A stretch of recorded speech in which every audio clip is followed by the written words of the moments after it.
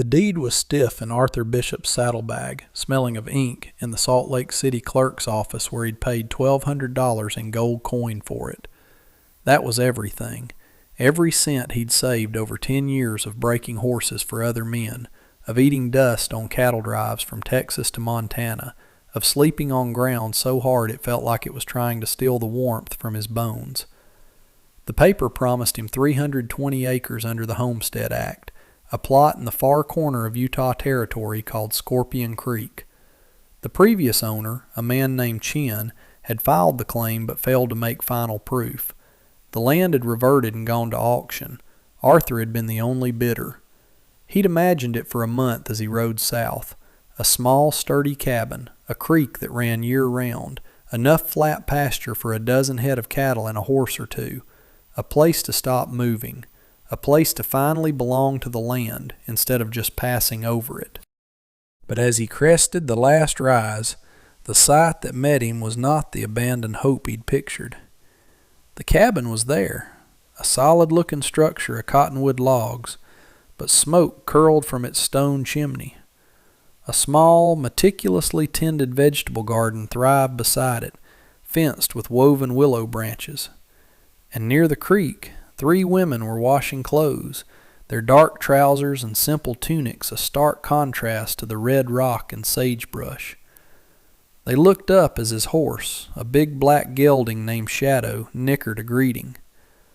They were Chinese, and as they stood, Arthur felt a jolt of disbelief. They were identical. 3 women with the same smooth oval face, the same dark, intelligent eyes, the same way of standing with a quiet, rooted stillness. He dismounted, his legs stiff from the long ride, and took off his hat, suddenly feeling like an intruder on his own property. "Afternoon," he said, his voice rough with disuse. "I'm looking for Scorpion Creek Ranch." One of the women, her hair in a single thick braid down her back, stepped forward. Her gaze was direct, missing the deference he was used to. "You have found it." Arthur felt a knot of anxiety tighten in his stomach. This was a complication he hadn't planned for. "Good. Well, I'm Arthur Bishop, the new owner." He pulled the deed from his saddlebag, the paper a shield. "Bought it at auction in the city. Seems there's been some mistake about it being vacant." The 3 women exchanged a look, a silent conversation that passed between them in an instant. It was the first woman who spoke again. "There is no mistake. We are part of the property. Our father's debt was transferred with the land." Arthur stared at her, then at the other 2, who watched him with an unreadable patience. He must have heard wrong. The sun was high and hot, and the air shimmered over the dusty ground. "I'm sorry," he said slowly, trying to unravel the meaning. "I bought the land. The cabin, the barn. There was no mention of people." A second woman, this one with a small pale scar just above her left eyebrow, spoke for the first time. Her voice was softer, but no less firm. "Our father, Chen Wei, made an agreement. The land was collateral. So were we. When he passed, the debt remained." "The debt is with the land," the third sister added, her hands still clutching a wet shirt. "You bought the land. Now you hold the debt. You belong to us, and we belong to you. It is the way of it."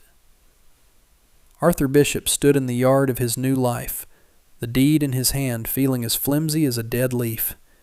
He had spent his life savings to buy his freedom from wandering, only to be told he had purchased a strange and binding obligation. He looked from the deed to the 3 identical faces watching him, and for the first time in his life, he had no idea what to do next. The silence of the canyon was absolute, broken only by the gurgle of the creek and the pounding of his own heart. He spent the first night in the barn. It was a choice born of confusion and a deep-seated reluctance to force the issue. The sisters had simply gone back to their work, leaving him standing in the yard. When dusk fell, they had gone inside the cabin, and the door had closed with a quiet finality. The smell of stew had drifted from the chimney, a scent of home that felt like a mockery. Arthur had unsaddled Shadow, brushed him down with hands that felt clumsy, and found a clean stall filled with fresh hay. Sleep did not come easily. He lay on his bedroll, the barn's familiar sense of hay and horse a small comfort in a world turned upside down. He went over the conversation again and again. They belonged to him? He belonged to them? It sounded like something from a different century, a different country. He knew about the Chinese laborers on the railroad. He'd seen their camps, heard the stories of their hard work and isolation, but he'd never spoken to one, let alone 3 who claimed he was now their master, or their ward, or something he couldn't begin to name. The next morning, he woke to the sound of a rooster crowing. He walked to the cabin, his resolve hardened by a night of sleepless deliberation.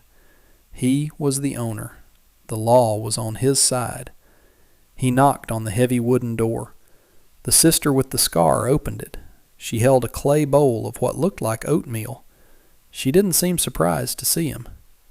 "Good morning," she said. "We need to talk," Arthur said, trying to put authority in his voice. "This is my cabin." She nodded. "We know. We have kept it clean for you." She stepped aside, gesturing for him to enter. The inside of the cabin was a single large room, but it was organized with an efficiency that stunned him. A stone hearth dominated one wall, a pot simmering over the coals. Shelves held neatly stacked tins and clay jars. 3 simple bedrolls were tightly bound and stored against one wall. On a rough-hewn table in the center of the room, the other 2 sisters sat, eating from similar bowls. The sister with the braid looked up. "My name is Jade," she said. "This is Pearl," she indicated the sister with the scar, "and this is Lily." Lily, the 3rd sister, gave a small, shy nod. "Arthur Bishop," he repeated, feeling the formality was absurd under the circumstances. "Jade, you said you were part of the property. I need you to explain that. I have a deed from the United States government. It gives me title to this land. It does not mention any people or any debts." Jade wiped her mouth with the back of her hand. Her eyes were sharp, missing nothing. "Our father could not read English well. He borrowed money from a man in the town of Jericho, a Mr. Sterling. He signed a paper. He thought it was just for the loan, to buy seed and tools, but the paper said more. It said if he could not repay the money, Mr. Sterling would take the land, and it said his daughters would work to pay off the interest." Arthur felt a cold anger begin to replace his confusion. Jericho was 2 days' ride away, a dusty freight town that had sprung up along the new rail line. He knew the type. A man with a bit of cash and no conscience could do a lot of damage out here. "That's not a legal debt, not in this territory. A man can't sign away his family." "The paper was signed and witnessed," Pearl said softly. "Our father died of a fever before the first payment was due. Mr. Sterling came. He said the debt was now part of the land itself. He told us whoever held the deed held our service. He said he would be back to collect us or the money. We thought you were his agent." So that was it. They hadn't been welcoming him. They had been bracing for a new master, and a cruel one if he was in league with a man like Sterling. The realization shifted something inside Arthur. His problem wasn't with these women. It was with the man who had cheated their father. "I'm not with him," Arthur said, the words coming out stronger than he expected. "I never met him. I bought this land clean and clear at a federal auction." Lily, who had been silent until now, finally spoke. Her voice was as quiet as rustling leaves. "Then you are in danger too. Mr. Sterling does not let go of what he believes is his." Before Arthur could ask what she meant, the sound of an approaching wagon rattled the morning quiet. The sisters froze, their faces going pale. Jade moved to the small window, peering out. "It is him," she said, her voice tight. He has come. Arthur looked out the window. A smart black buggy pulled by 2 matching gray horses was making its way up the track to the cabin. A man in a dark suit and bowler hat held the reins. Even from a distance, he projected an air of smug ownership. "Stay inside," Arthur said, surprised by his own protective instinct. He grabbed his hat and walked out of the cabin, closing the door behind him. He stood in the yard, his feet planted on the land he had paid for, and waited. The buggy pulled to a stop. The man, Sterling, was plump and pink, with a carefully trimmed mustache and eyes as small and hard as pebbles. He looked at Arthur, then at the cabin, a flicker of annoyance crossing his face. "Well now, what's this?" Sterling said, his voice smooth and condescending. "I seem to have found a squatter on my property." "You're mistaken," Arthur said, keeping his voice level. "This is my property. I have the deed." Sterling laughed, a short, unpleasant bark. "A piece of paper from some government drone? That's amusing. I have a prior claim, a debt instrument signed by the previous owner. This land and everything on it is forfeit to me." He gestured with his whip toward the cabin, "including the assets inside." The casual cruelty of the man's words lit a fire in Arthur's gut. These women were not assets. They were people, trapped by a lie. "The only thing you'll be getting here is the dust on your boots as you ride out," Arthur said. "The deed is legal. Your claim is not." Sterling's smile vanished. His face hardened. "You're making a grave error, friend. I am a respected businessman in Jericho. I have friends. The territorial marshal is a personal acquaintance. You are a nobody with a horse. Now call the girls out. I'm here to collect them." Arthur didn't move. He just stood there, a plain man in dusty clothes, his shadow long in the morning sun. He was outnumbered and outmaneuvered in a world of laws he didn't fully understand. But he knew the difference between right and wrong. He had bought this land to build a life. He had known that life would require him to defend it, and the people on it, from the very first day. "They're not coming out," Arthur said, "and you're not setting foot in that cabin. This is my land. You're trespassing." Sterling stared at him for a long moment. His eyes narrowed. He was reassessing. He had expected frightened women, not a man standing his ground. "This isn't over," Sterling said, his voice low and venomous. "You've chosen the wrong side, whoever you are. I'll be back, and when I return, I'll have the law with me. You'll lose the land, and you'll wish you'd never laid eyes on this place." He snapped the reins, and the buggy turned in a tight, angry circle, churning up the dust. Arthur watched until it was just a black speck in the distance. The dust settled. The silence returned, deeper this time. He could feel the eyes of the 3 sisters on him from the cabin window. He had won the first round, but he knew Sterling's threat was not an empty one. He had just declared war on a powerful man for the sake of 3 strangers he'd met yesterday. He wasn't just the owner of a piece of land anymore. He was its defender. That night they ate together in the cabin. The tension had changed. It was no longer the wary dance of strangers, but the shared quiet of allies facing a common enemy. Lily served a thick stew of rabbit and vegetables from the garden. It was the best food Arthur had tasted in years. He sat at the rough table, feeling the warmth of the cabin seep into him. After the meal, Jade unrolled a piece of yellowed paper. It was the contract their father had signed. It was written in English, but at the bottom was a string of Chinese characters next to a smudged signature. "Can you read it?" Arthur asked. Jade shook her head.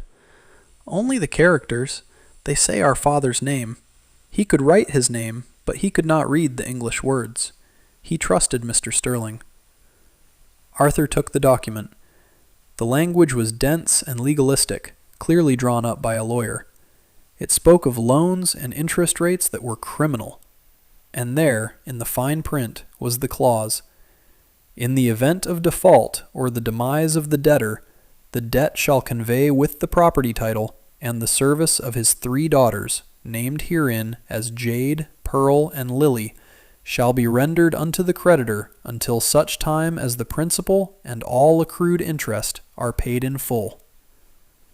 It was indenture, a form of slavery wrapped in the language of a legal contract. Arthur's hands tightened on the paper. "This is filth," he said, his voice thick with disgust. "No judge would uphold this." "Mr. Sterling told us the territorial marshal is his friend," Pearl said, her hands twisting in her lap. "He said the law in the territory protects men of business." "Maybe," Arthur conceded, "but there are other kinds of law." He looked around the small, clean cabin, at the organized shelves, the productive garden outside. These women were not helpless. They had survived out here alone since their father's death. They had skills. "How long have you been on this land?" 5 years, Jade said. "Our father filed the claim when the railroad came through.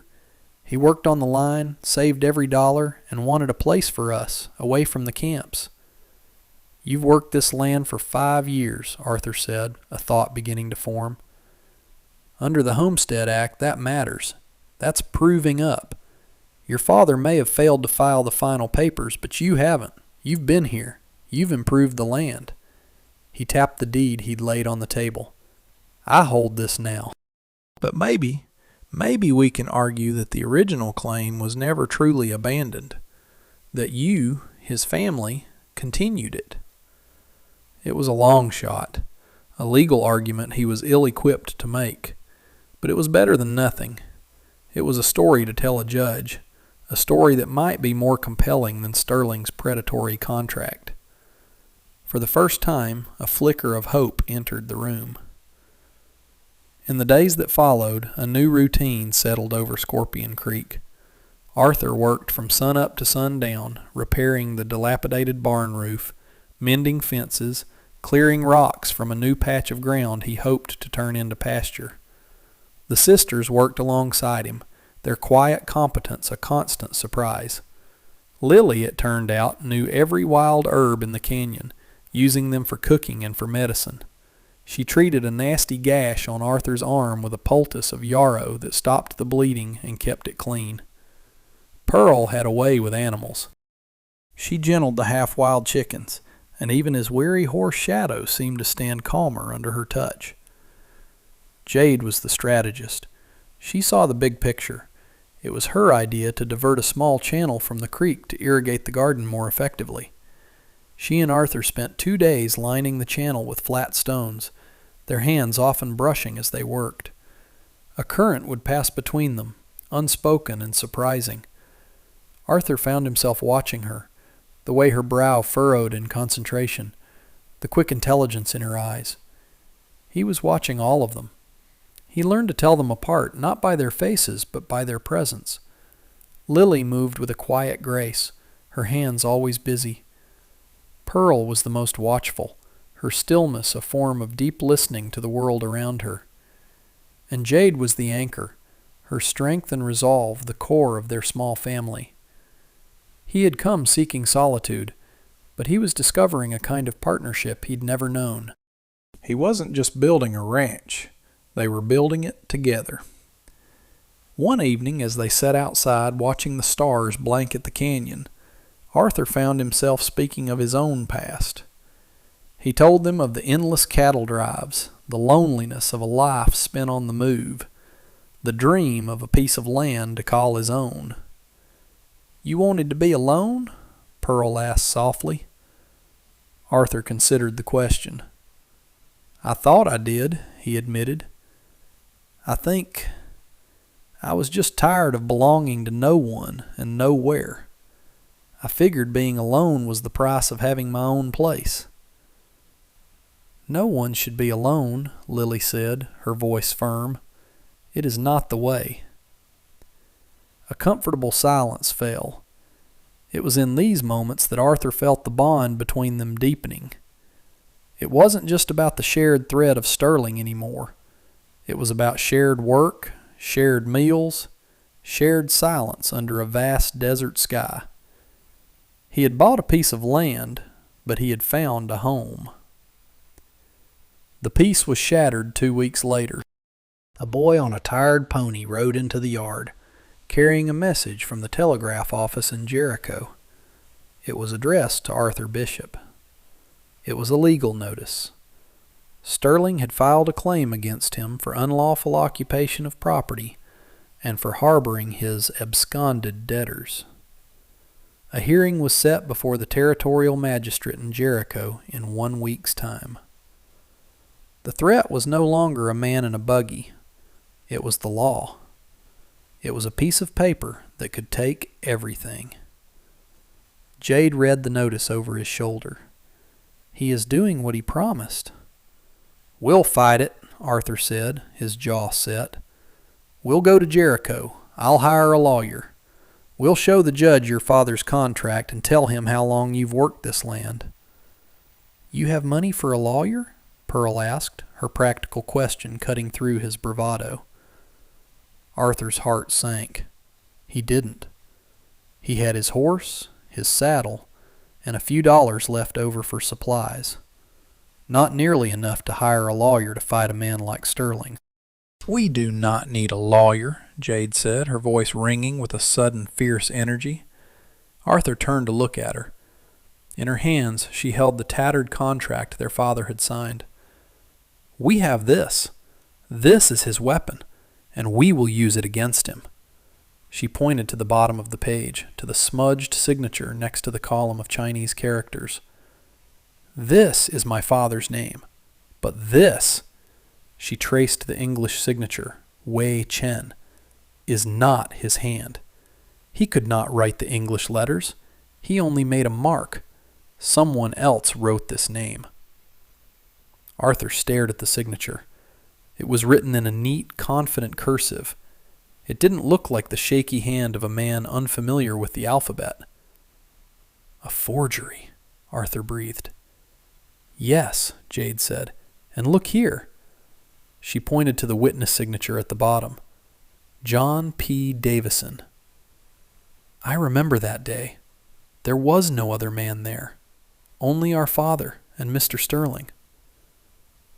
The whole contract was a fraud.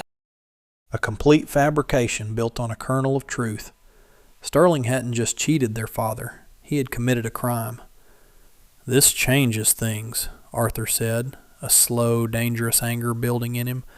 This isn't just your word against his anymore. This is evidence. Their plan was simple and risky. They would not wait for the hearing in Jericho. They would force the confrontation here on their own terms. Arthur spent the next day riding a wide circuit around the ranch, studying the terrain. The creek, swollen with the late summer rains, ran through a narrow cut in the rocks about a mile from the cabin. Above it, the canyon wall was steep and unstable, a mix of loose rock and soil. Jade understood his thinking immediately. The water is the weapon, she said, when he explained his idea. Together, the four of them worked for 3 straight days. They used shovels and bare hands to weaken a section of the creek bank upstream from the narrow cut. They piled loose rocks and brush at a strategic point, creating a partial dam that would raise the water level behind it. It was back-breaking labor, but they worked with a silent, focused intensity. They were no longer victims waiting for a verdict. They were fighting back. On the morning of the 6th day, Pearl, who had been keeping watch from the ridge, came running. They are coming, she panted. Sterling's buggy and 2 other men on horseback. It was time. Arthur looked at the 3 sisters. Their faces were grim, but their eyes were steady. There was no fear, only resolve. Lily, Pearl, you stay in the cabin. Lock the door, no matter what you hear. Jade, you come with me. Jade nodded, grabbing a heavy wood axe. They ran toward the creek, their feet pounding the hard earth. They reached the weakened bank just as Sterling's party came into view at the far end of the canyon. The two hired men were rough-looking, each with a pistol on his hip. "Now!" Arthur yelled. He and Jade swung their tools, Arthur with the pickaxe and Jade with the heavy axe, striking the last remaining supports of the creek bank. For a moment, nothing happened. Then, with a deep groan, a huge section of earth, rock, and brush tore loose and plunged into the swollen creek. The effect was instantaneous. A wall of muddy water, logs, and debris surged down the narrow channel. Sterling saw it coming. He shouted and tried to turn his buggy, but it was too late. The flash flood hit the narrow cut with the force of a locomotive. It swamped the buggy, snapping one of its wheels and sending the terrified horses plunging in the torrent. The two riders were knocked from their saddles, their horses struggling to keep their footing in the churning brown water. The flood was over in minutes, but it had done its work. Sterling's fine buggy was a wrecked heap, tangled in debris. He and his men were soaked, covered in mud, and stranded on the far side of a raging, impassable creek. Sterling stared across the water at Arthur and Jade, his face a mask of pure fury. "You'll hang for this!" he screamed, his voice hoarse. Arthur walked to the edge of the new, wider creek bed. He held up the fraudulent contract. "This is a forgery, Sterling, and the witness signature is fake. That's a territorial crime. The magistrate in Jericho might be your friend, but the U.S. Marshals take a dim view of mail fraud and forgery. This notice you sent me came through the Federal Telegraph. I think they'd be very interested to see this contract." The color drained from Sterling's face. He was a bully and a cheat, but he was not a fool. He knew when he was beaten. The threat of federal law was a far more serious matter than a pliable local magistrate. Without a word, he turned and began slogging through the mud, his two hired men trailing behind him. They had a long walk back to Jericho. Arthur watched them go, the forged contract still in his hand. He looked at Jade, her face smudged with dirt, her knuckles raw. She was looking at him, and in her eyes he saw not just gratitude, but a deep, unshakable respect. Something powerful had been forged between them in the heat of their shared struggle. He knew in that moment that his life was no longer his own, and he was glad of it. 3 months later, the first snows of winter dusted the high peaks of the canyon. The Scorpion Creek Ranch was transformed. The barn stood tall and proud with its new roof. The corral held 6 healthy cows Arthur had bought with the money from selling a few of Shadow's foals. The garden was put to bed for the winter, but a new root cellar next to the cabin was stocked with potatoes, carrots, and jars of preserved vegetables, enough to see them through till spring. The 4 of them had worked tirelessly, their partnership seamless and unspoken. Arthur's strength and knowledge of ranching combined with their deep understanding of the land. Lily's cooking and healing, Pearl's quiet way with the livestock, and Jade's sharp, strategic mind had turned a struggling homestead into a thriving one. The threat of Sterling had vanished. Word from Jericho was that he had sold his businesses and moved back east, unwilling to face a federal investigation. The fraudulent contract had been burned in the cabin's hearth, its ashes swept away.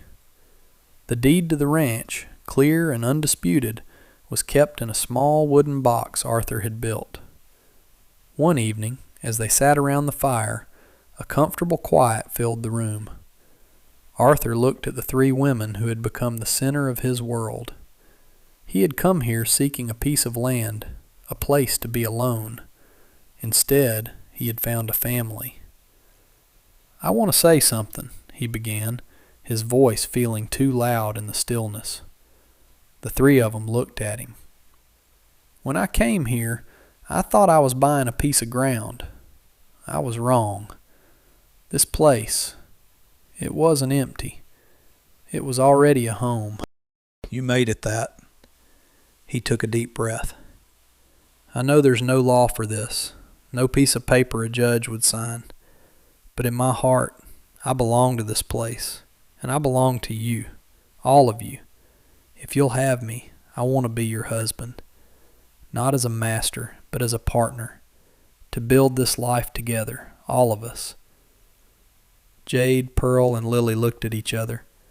The same silent conversation passed between them as it had on that first day. It was Jade who answered, her voice soft but sure.